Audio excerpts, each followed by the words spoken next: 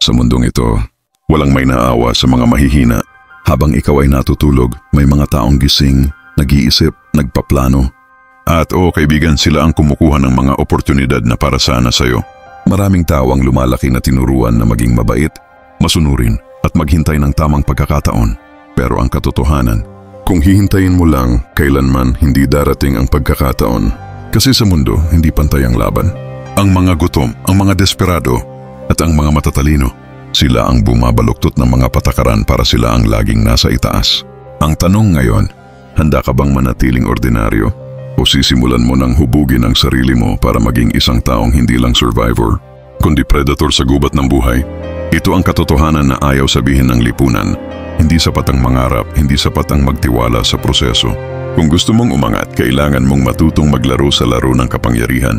At kung kinakailangan, sirain ang mga patakaran na pumipigil sa'yo.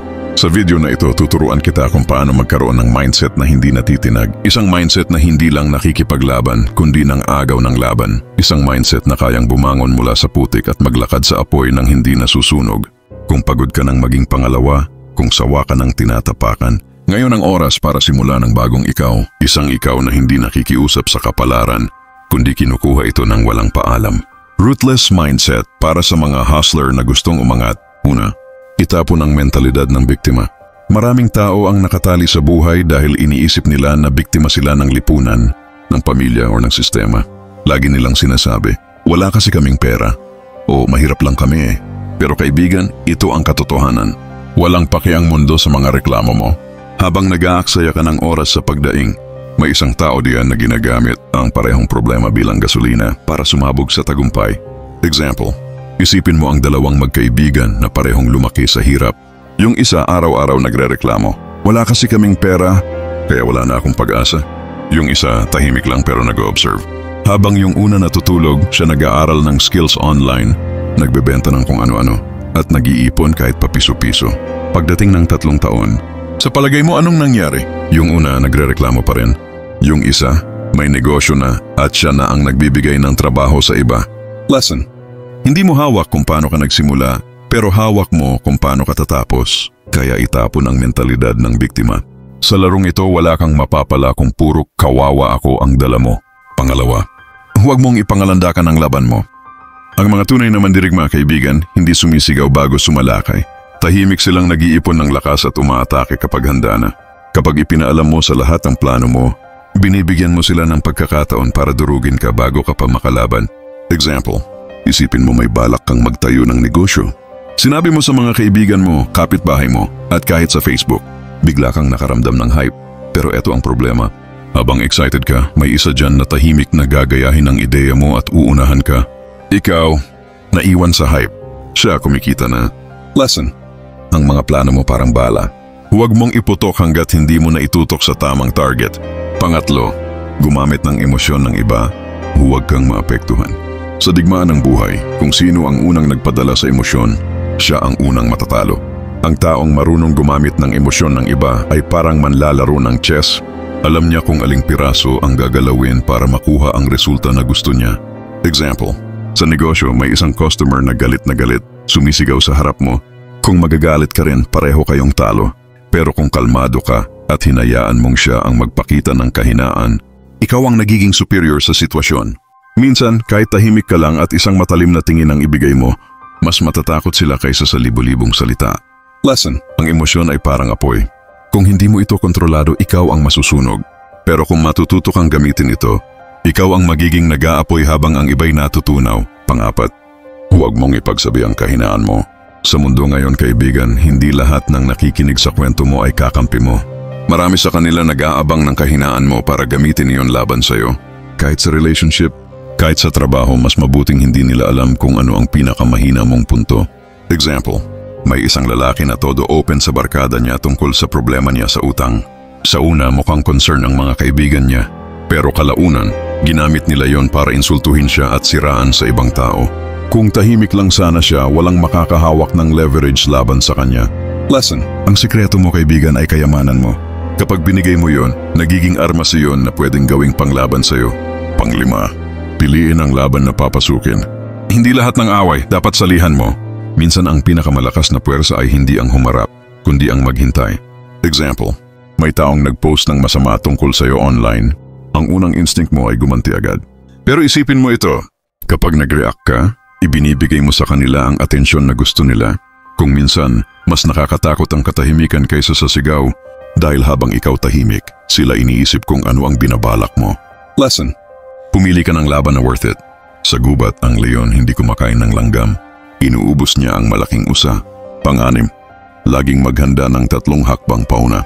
Sa larong ito, ang hindi nagpaplano, siya ang nagiging pawn sa board ng iba. Kung gusto mong manatiling nasa itaas, kailangan laging may plan B, C at D ka. Example, may kilala kang negosyante na parang laging swerte. Pero ang totoo, hindi siya swerte. Pinag-iisipan niya lahat ng kilos niya ng 3 beses bago gawin, habang ang iba nag-aaksaya ng oras sa instant decisions. Siya laging may backup move. Kaya kahit matalo siya sa isang deal, may 2 pa siyang nakahandang option para bumawi.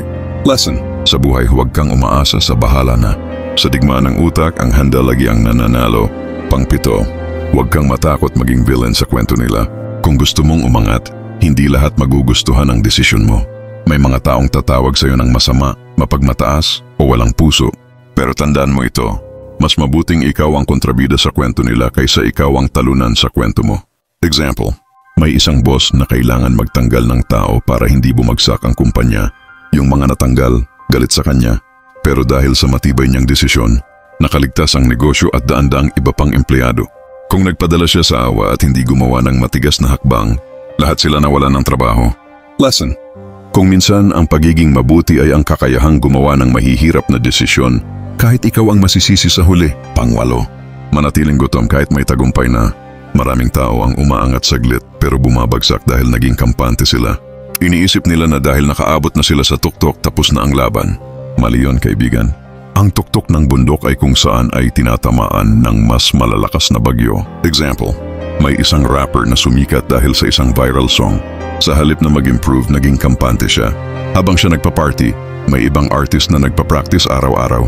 Ngayon, yung dating sikat laos na. Yung dating tahimik nasa spotlight na. Lesson. Laging mag-isip na parang wala ka pang nararating. Stay hungry. Stay ruthless. Pang-siyam, putulin ang mga patay na sanga. Kung may mga taong humihila sa iyo pababa, huwag kang matakot putulin sila sa buhay mo. Ito ang pinakamahirap na hakbang. Lalo na kung ito ay isa sa mga kamag-anak mo pero isa din ito sa pinaka-importanting gawin. Example, may isang negosyante na hindi umaasenso kasi lagi niyang sinasama sa plano ang mga kaibigan at kamag-anak niyang walang ambisyon. Laging inuman, laging gala at puro utang sa kanya. Noong nagdesisyon siyang lumayo at tumutok sa goal niya, doon lang siya nagsimulang umasenso. Lesson. Hindi mo kayang lumipad kung ang kasama mo ay mga taong sanay gumapang. Pang-10, maging isang misteryo. Ang taong mahirap basahin, mahirap labanan. Kapag hindi alam ng tao kung ano ang susunod mong hakbang, sila ang nagiging paranoid, sila ang nagiging mahina. Example, may isang negosyante na kilala sa pagiging unpredictable. Kahit ang mga kalaban niya, hindi alam kung saan siya susulpot. Kaya takot silang galawin siya kasi hindi nila alam kung ano ang kapalit. Lesson. Sa laro ng buhay, hindi laging pinakamalakas ang nananalo, kundi yung pinakamahirap hulaan. Sa mundong ito, kaibigan, hindi sapat na maging mabait at umaasa na gaganda ang lahat. Kung gusto mong umangat, kailangan mong maging matalino, tahimik at ruthless. Dahil sa dulo, walang gantimpala ang mahina.